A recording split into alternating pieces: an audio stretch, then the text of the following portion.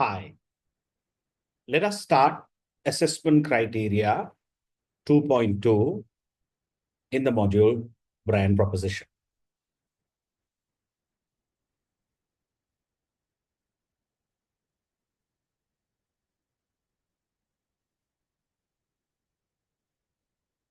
Okay, so in this particular assessment criteria, in assessment criteria 2.2, we are going to investigate as to how brands would add value to the customer. We're going to look at how brands would add value to the customer. And we are going to look at some important concepts, some of which we have discussed before, and some of them are new. So how would brands add value to the customer? Think about it from a practical sense. So your assessment criteria wants us to look at some of these areas in terms of indicative content. Relationship marketing.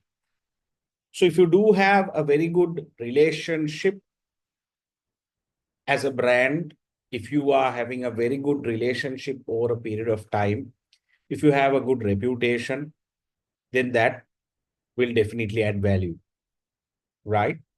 So it is easy to say that you need to have a good relationship, but to build a good relationship with the customer may take a lot of effort and may take many years. So relationship marketing definitely will add to the value. Then we are going to look at the Kevin Lane Keller model on brand equity. How to build brand equity. We call it the CBBE model. So we are going to look at it next. And then we are going to understand how the RIO framework can be used. Valued, rare, inimitability, and organized. The framework can be used, this RIO framework can be used to add value to the customer. So the RIO framework is to ensure that you evaluate the company's resources and capabilities that deliver a competitive advantage. Let's go through that in the next few slides. Then we have another planning framework called the RACE planning framework. This RACE planning framework is originally developed by Dave Shafi, author of Digital Marketing Planning. So we are going to see how the RACE framework will deliver value to the customer, especially from a digital point of view. Internal communications, if you have strong internal communications within the organization, that will definitely enhance your service and your value to the customer. We're going to also discuss how important stakeholder analysis and customer research would be in order to add value to the customer. All right. So let's start our conversation with the first indicative content, relationship marketing. What is relationship marketing? Gurus identified relationship marketing as to identify, establish, and maintain and enhance relationships. So how do you pay specific attention to relationships with customers? How do you identify which customers that you need to have a close relationship with? We call that key account management. Key account management. That's why banks have relationship managers, key account managers. So you need to cultivate those relationships. You need to grow those relationships. And a relationship is a mutual exchange. It's a fulfillment of promises. So the opposite of relationship marketing is transaction marketing or transactional marketing.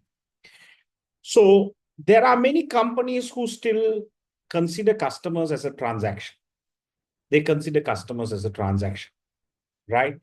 They would sometimes assign a customer number and consider every single customer as a transaction. But that today is marketing in the 80s. Today, we talk about having a strong relationship. You move from a transactional based focus from your customers to a relationship or a lifelong relationship based marketing approach with your customers.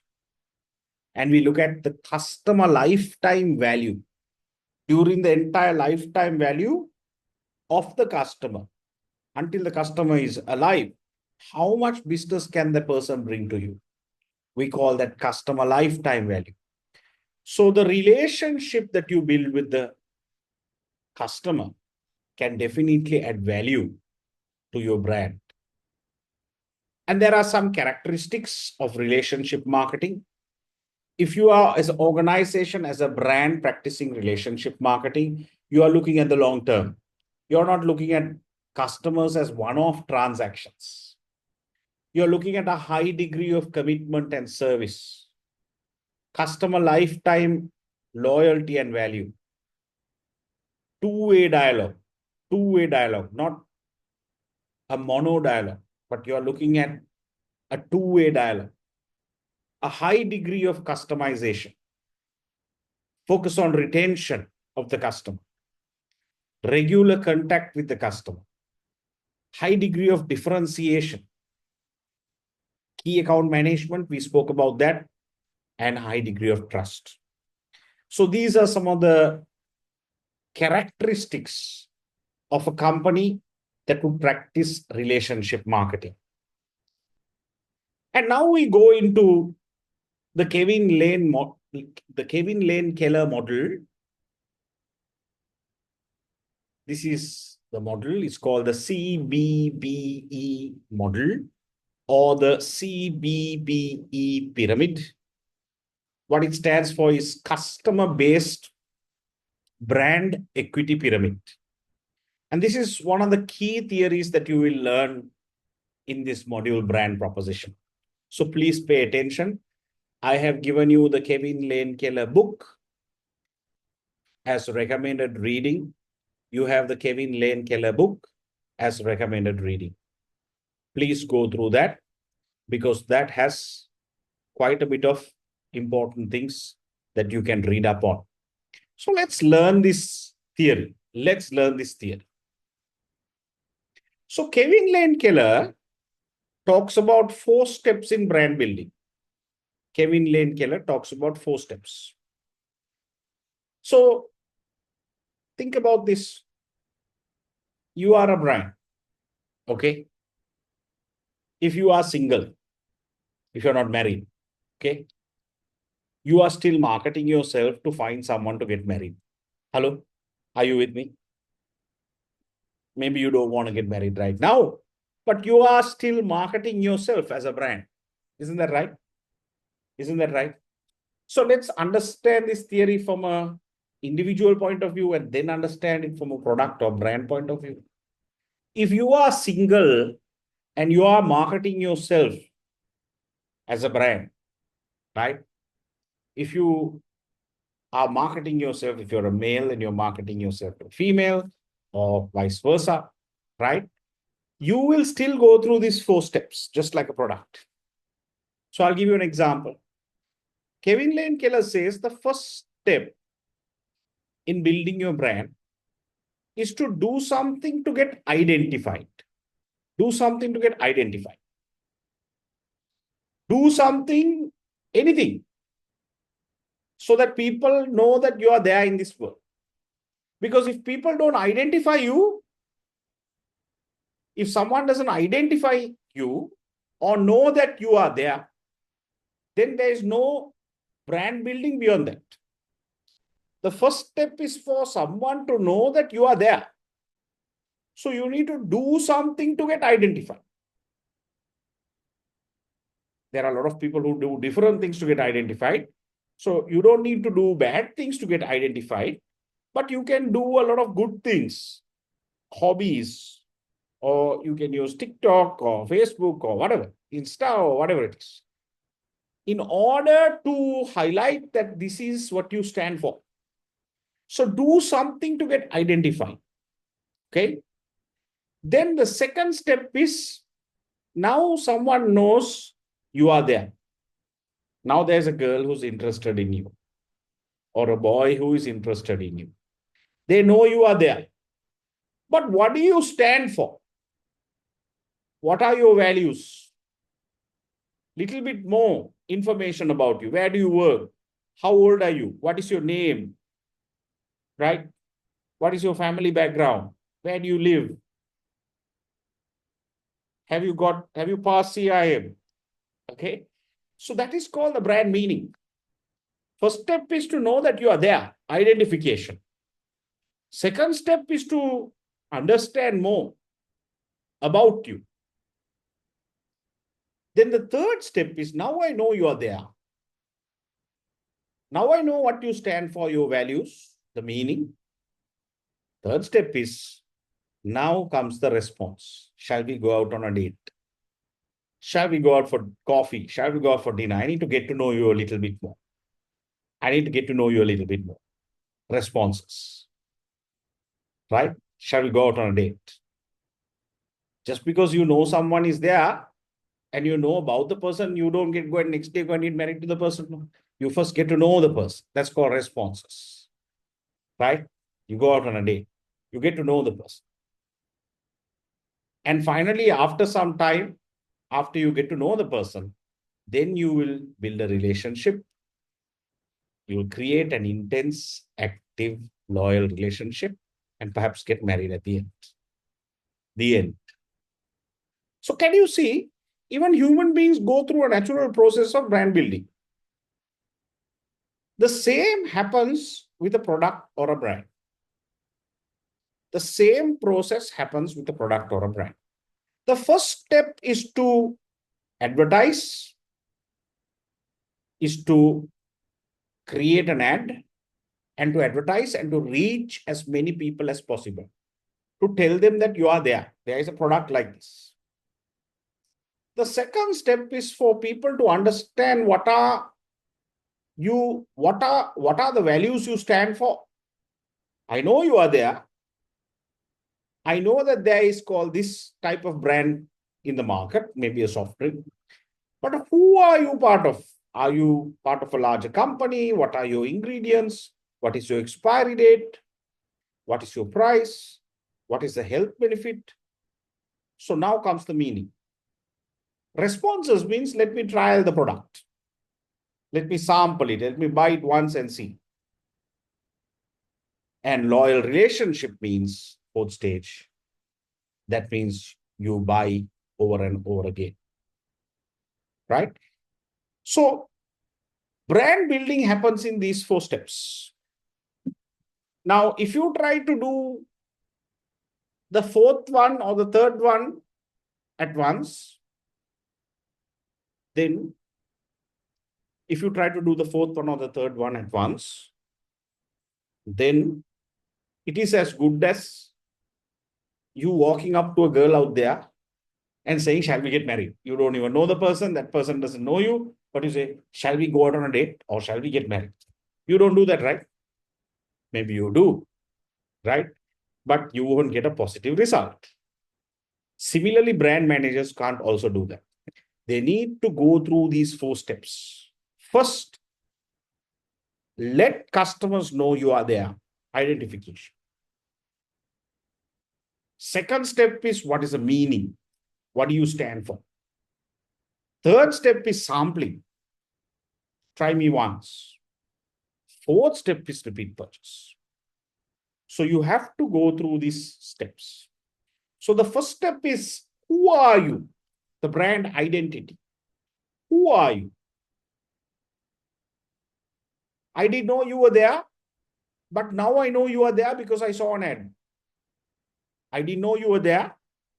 Now I've seen this product ad. Now I saw it on the TV. Now I heard it on radio. Now I know you are there in this world. Wow, there's a nice product. So you went from a complete unawareness situation of the brand to an awareness. We call that salience, brand salience. Salience means now you can recall. Now you know that the brand is there. Now you know the brand is there. But the second step is for you to talk a little bit more about the brand. This is a bath and body cream, okay, that I use, a hand cream. Now you need to explain a little bit about the ingredients. You need to explain about the fragrance. You need to explain about the price, the level of moisturizing. You need to explain a little bit more. That's the second step. What are you? Brand meaning. Brand meaning. What are you? Now, third step, sample it. So you go to the counter and you take the tester and you sample it. You take the tester and you sample it. Is it nice? Let's see whether it gets moisturized. Or you buy one product and say, okay, let me try it. And you sample it. That's called brand responses. And if you really like it, you then go again and again and again and buy it. That's called the fourth step, brand relationships. Now we are going to put this in the pyramid. As you can see, the 4 questions go up this way. Identity, who are you? Brand meaning, what are you? Brand response, about you, where you buy the product. Sample, and brand relationships, continuously buy product. So the first step in building a brand is to build brand salience. That is top of mind recall. Top of mind recall. Can you recall the brand? Do you know that it is there? Do you know it is there? That's called salience. Salience means in your mind. Do you have salience? Salience means, do you know that you are there? Salience. Salience. Do you know that you are there in this world? As a brand, as a product, as a person. Salience. So you need to first advertise quite a bit. Reach a large amount of people to know that, let's say if you're a political candidate, people should know that you are contesting. Salience. Isn't that right? Otherwise, how are you going to win the election? You should really advertise and reach a lot of people. Do something to get reach. The second step is meaning. Meaning means now you need to know about the values of the product. The performance, is it positive or negative? The imagery, what comes into your mind when this brand is mentioned? Brand Rolex is mentioned, what comes into your mind? Tennis would come to your mind. Iconic crown logo will come into your mind. Then golf will come into your mind. When you mention the brand Rolex, what else comes to your mind? Gold strap will come into your mind. Swiss craftsmanship will come into your mind. So there are a few things that will come into your mind. Imagery. Then responses. Responses are the judgment. Now you're sampling the product, buying the product. Is it positive or negative? And the feelings are the emotions. The emotions attached to the product. The emotions attached to the brand. And relationships means resonance. Resonance is lifetime loyalty. Loyalty. Hardcore loyalty. Loyalty. Much like Harley Davidson users would ride a broken Harley.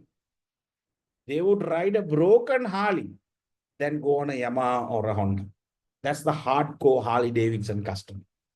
That's what the case study tells us, right? So resonance is you have intense, active, loyal relationship. And it is hard-edged relationship. You love the product as a customer. You love the brand as a customer, right? So when you're building a brand according to the customer-based brand equity pyramid, or we call this very simply Kevin Lane Keller's brand pyramid. When you're building a brand as a brand manager, you must first ask, how many people out there, if I speak to on the road, right? How many people out there would recall my brand name? Out of 100, you do a small survey and find that 40 people recall your brand. So salience is 40%, right? Then you have to understand when it comes to the meaning of the brand, is your performance, people who have used your brand, is it positive or negative? What is the percentage of positive reviews, negative reviews? What are the imagery that comes into your mind? Sometimes there can be positive imagery. Sometimes there can be negative connotations. Sometimes there can be positive things that come into your mind. Now, Rolex, one of the negative connotations can be what? Counterfeits. Counterfeits. Fake Rolexes. Right? So that can be a negative one. Then judgments. After you buy the product, is it positive or negative? Emotions. Is there emotion attached to the brand? Think of brands. Think of brands that have a lot of emotion attached to it. One brand that I can think of is baby soap brands, no? Brands like Pears Baby. Brands like even Sunlight. Sunlight. We can sing the song, right? Okay. In Big Match songs, we sometimes sing the Sunlight song when we are happy. Why is that? Because everyone can sing along to it. It's a nice song, right? So it brings about a very Sri Lankan emotion.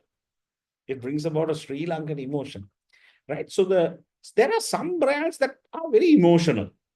The brand has a lot of emotion around. Some brands have no emotion whatsoever, right? So you need to build emotion around certain brands. Insurance products, right? Sometimes you have emotion around car brands, okay? And fragrances. There's the emotion of love, sometimes the emotion of fear in insurance ads, right? And resonance is the active loyalty. How many people are coming to buy the product repeatedly? If you have 100 customers who bought your brand, how many came 5 times within the year and bought it again? How many came? 5 times. 5 times a year. How many came? That is the level of active, loyal relationship you have as a brand. So sometimes you might feel when you're building your brand, my salience is not enough. My salience is not enough. So if you have only 40% salience, 40% salience, that is a problem. That is a problem. That means no point trying to build anything else. You need to first increase your awareness. But if you have 90% salience, 90% of the customers know about your brand, then performance is also there. Imagery is also positive. But when you buy the product, when you sample the product, there are some negative reviews. There are no emotions attached to the product. And therefore, you will not have very good resonance. So when you study the brand equity pyramid, you see there are 3 things that are positive and 3 things that are negative. Now, this is where you need to build the brand. I hope you got it. I hope you got it.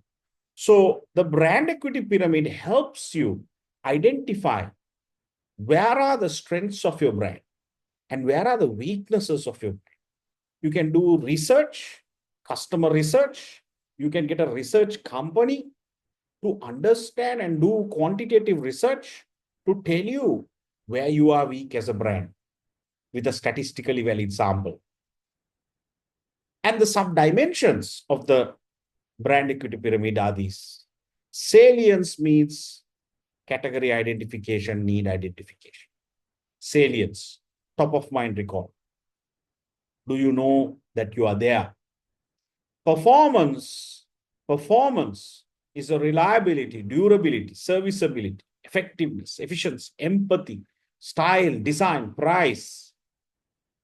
Imagery sub-dimensions, the user type of personas and profiles, the personality, values, history, heritage, experiences.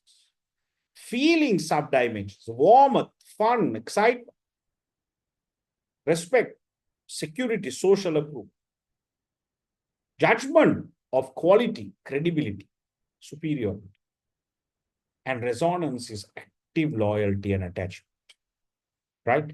Now, you can analyze the brand pyramid can be analyzed like this, where you understand a brand's 4 steps: identity, meaning, responses, and relationships. But you don't need to do this because you are doing an exam. But it is important for you to understand using example. So here's the Burberry brand. I think all of you know the luxury brand Burberry, UK, right? So if you look at Burberry's brand, salience, moderate brand awareness. Can you see how it is analyzed?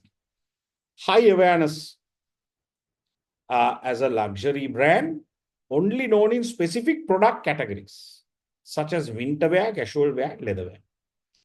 There's still room to be known in handbags and shoes and slippers and other areas. Performance, basic trait of luxury brands, known for reliability, durability, and luxury. Imagery, sophisticated image, often donned by successful working executives. Feelings, modernity, moderately high level of self-respect and social approval. So you can see some are negative, some are positive. Some areas are strong, some areas there are improvements that the brand needs to make. Can you see how the brand has been beautifully analyzed?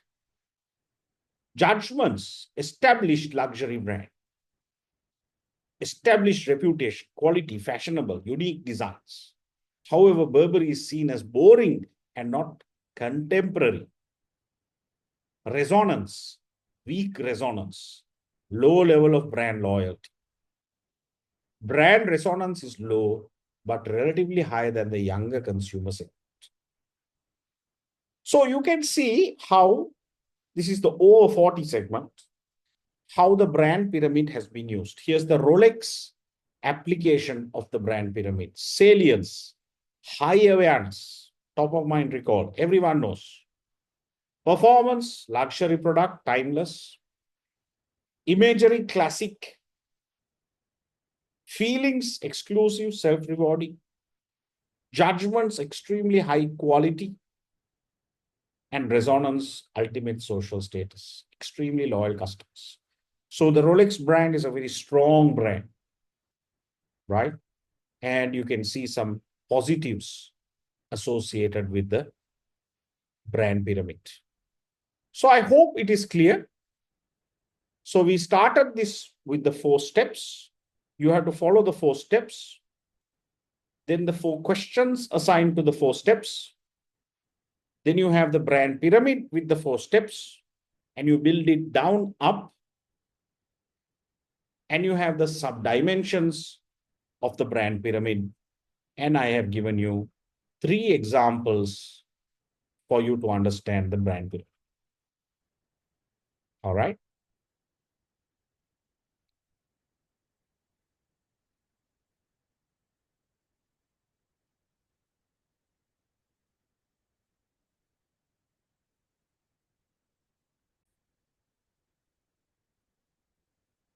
Okay. Let us now look at another theory that is very useful. This is called the Vrio framework. The Vrio framework. Okay, so what is the Vrio framework? The Vrio framework stands for value, rarity, imitability, and organization. Now, what is the Vrio framework used for? You need to study this Vrio framework. In some books, it's known as the VRIN framework, VRIN. Some books, it's known as the Vrio framework, right?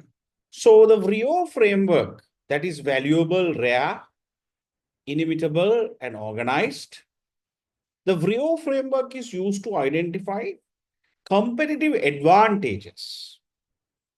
What are the advantages? What are the strong competitive advantages? In Sinhalese, we call it Tarangakaritve Vasya. What are the strong competitive advantages a brand or a product may have? Through its resources, every brand will have assets. Every product will have tangible, intangible assets. The equity of the brand is also an asset. So a brand would have resources and the brand would have capabilities or competencies.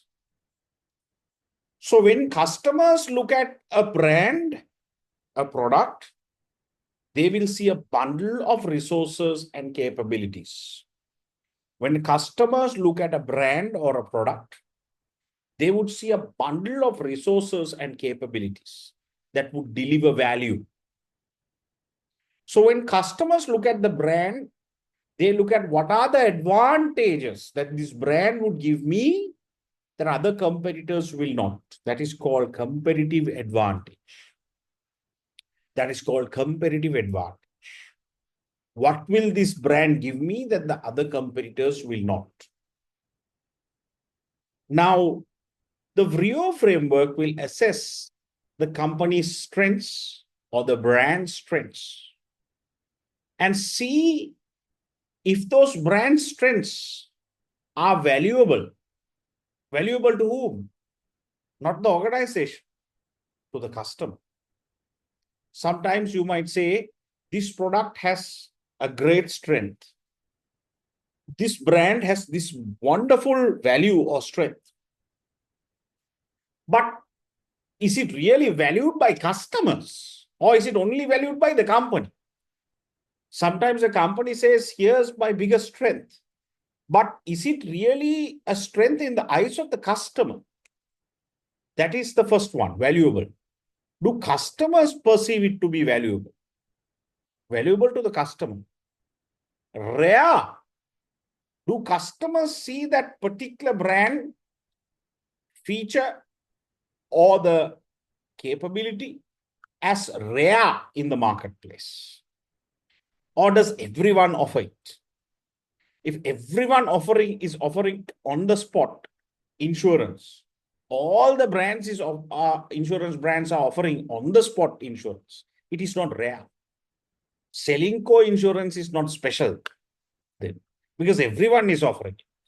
So it has to be rare for it to be special in the eyes of the customer. Inimitability by your competition. Competitors should not be able to imitate it easily. They must not be able to substitute it easily. If competitors can copy what you are doing easily, then if competitors copy what you are doing easily, then you don't have a competitive advantage. And you must be organized to be used and leveraged in your plan. So the company must be organized. The company must be organized so that you can really use that resource or the capability. So there's no point having a capability or a resource. You must put it to use. And in order to do that, the company must be organized. So when we look at some examples for each abbreviation value, does the resource or capability allow the company to meet the market demands? Is it valued by customers? Rarity, is the resource or capability unique or scarce compared to competitors? Right? Scarce means limited availability. Imitability, is it difficult for competitors to replicate or imitate the capability? If you can, then there is nothing special about it. Someone can just imitate what you're doing. Organized, can the firm effectively organize to capture the value of the resource and capability? This is called the VRIO framework. This is called the VRIO framework. You need to study this. Next, we go into the race planning framework. Now, the race planning framework is a framework developed by Dave Shafi. I have given you a small video that you can watch in assessment criteria 2.2. So Dave Shafi talks about when you're planning, when you're creating a plan, you need to follow 4 steps.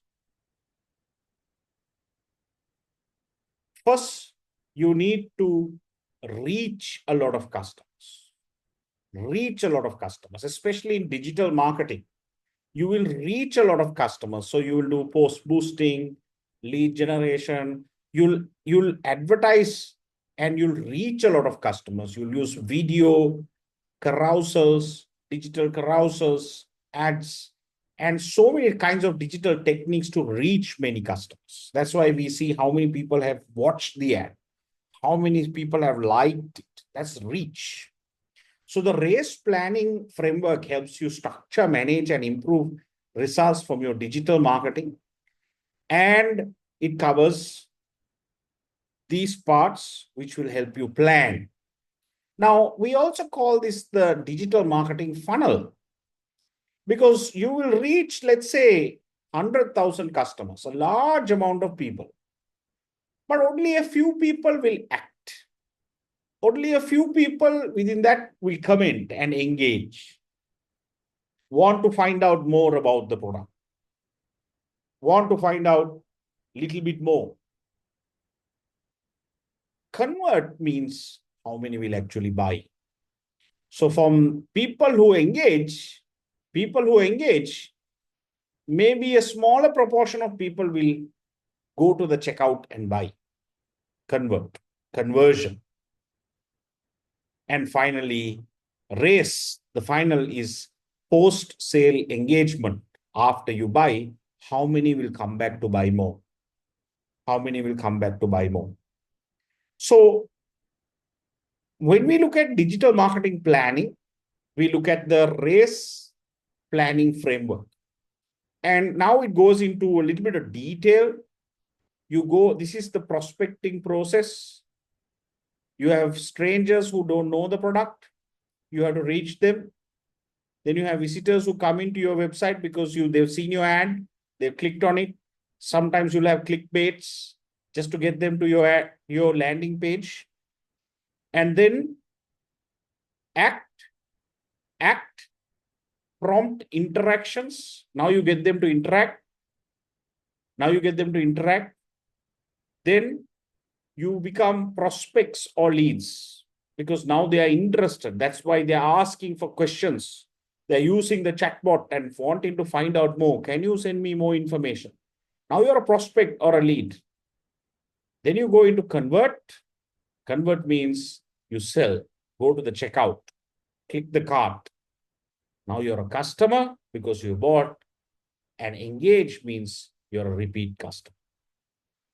So the definitions are here and the measures are here, how to measure each of these areas.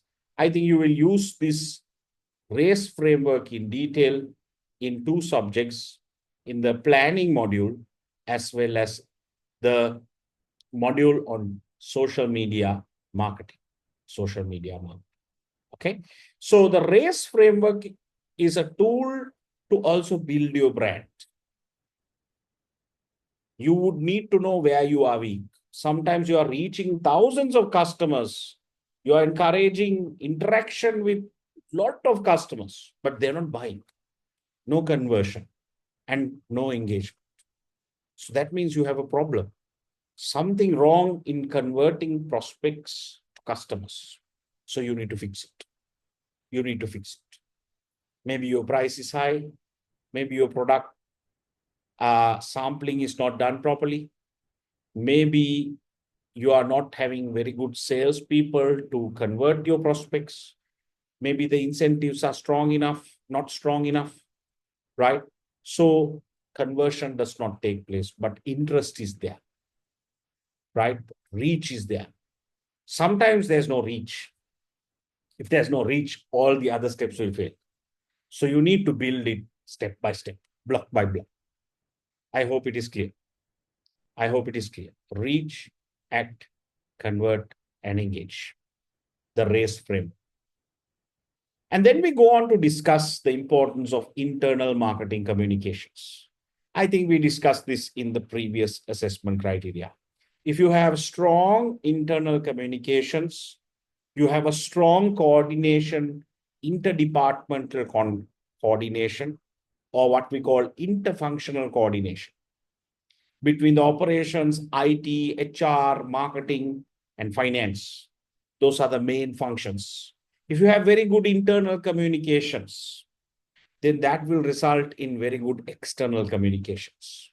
So your brand will be sort of integrated and sending out an integrated message out there to customers.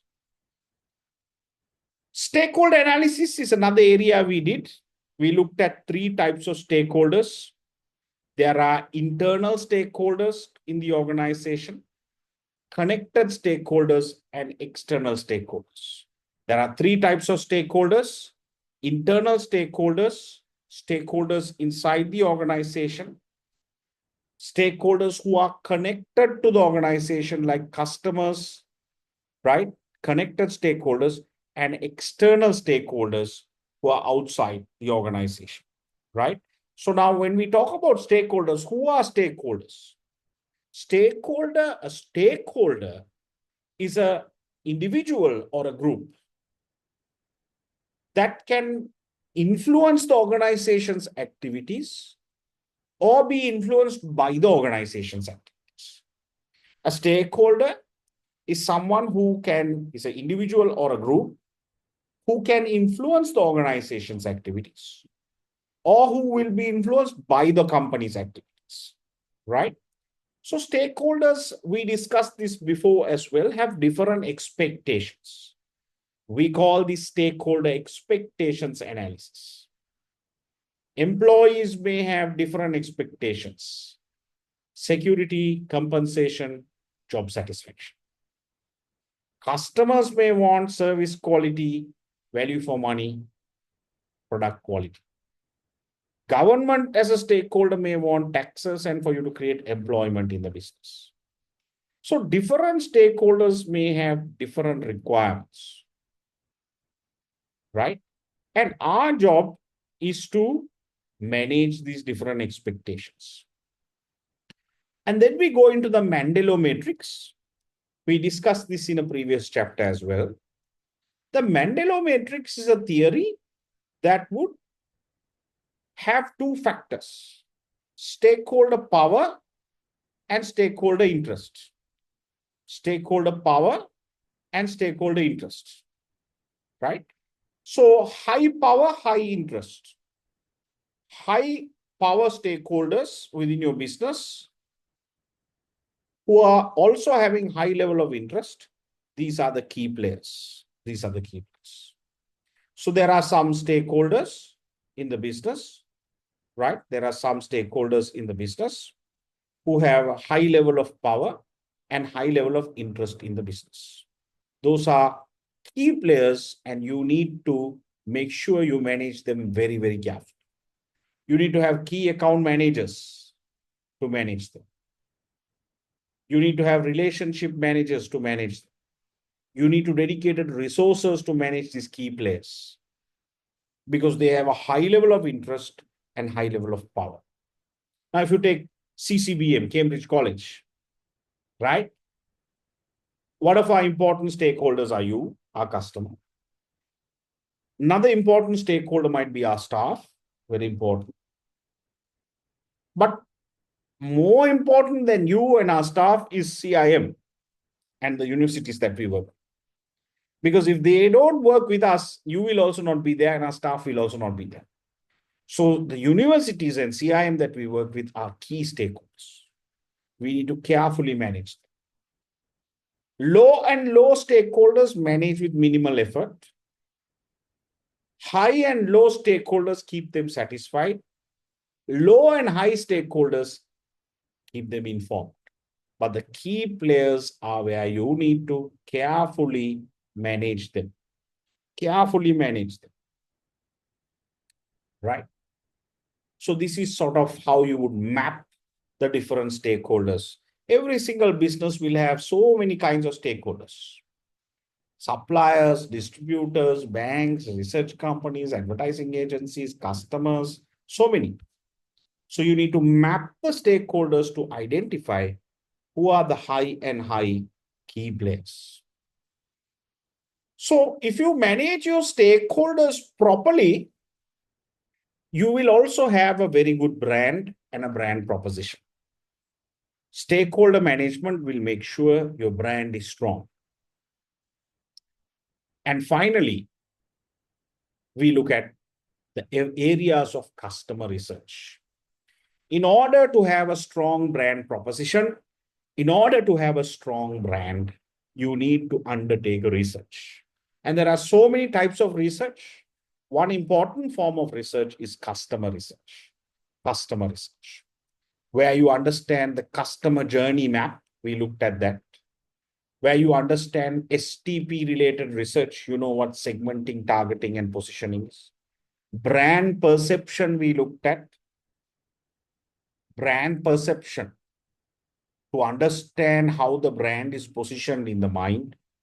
So there are different kinds of customer satisfaction research, customer needs and preference research, customer experience research, competitive research. So you need to do many types of customer research. Sometimes qualitative customer research, sometimes quantitative customer research, sometimes primary customer research, sometimes secondary customer research. So you need to research about the customer continuously, and that will help you build your brand. All right. So that, in essence, is the summary of what we will learn in assessment criteria 2.2. I'll see you in assessment criteria 2.3.